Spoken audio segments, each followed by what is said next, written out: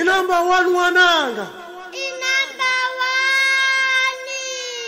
Meshetwele musi. Umjeri wananga.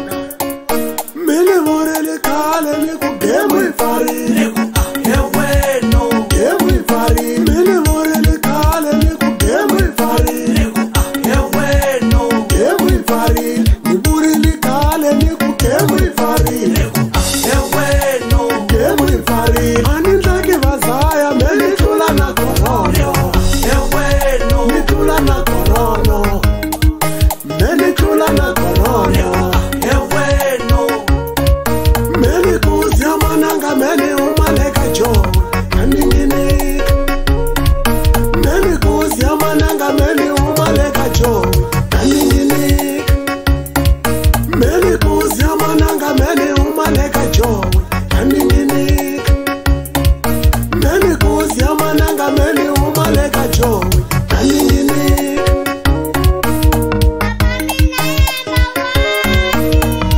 Inamba one wananga.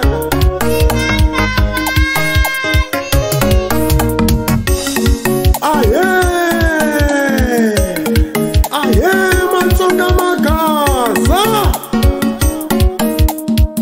Van'wani va kwa usungurini se u la ku bifa stabeta. Hayi van'wani va hleketelela kunene va ku kumbe i Matsuki. Mo ni mi byela hina swa tibifi a hi hanyi swona. Ho ba nghoma vanhu va twa ku nandziha. Faya rimba Mchezo hi pfumelela hina va Buti Mkholo.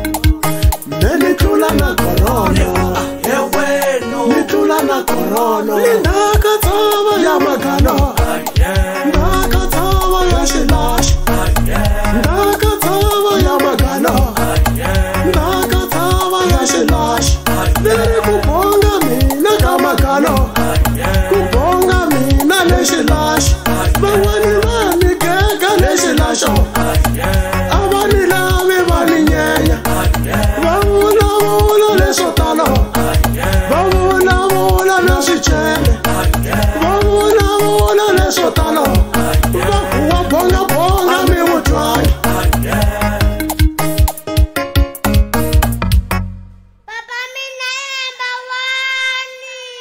i number 1 wananga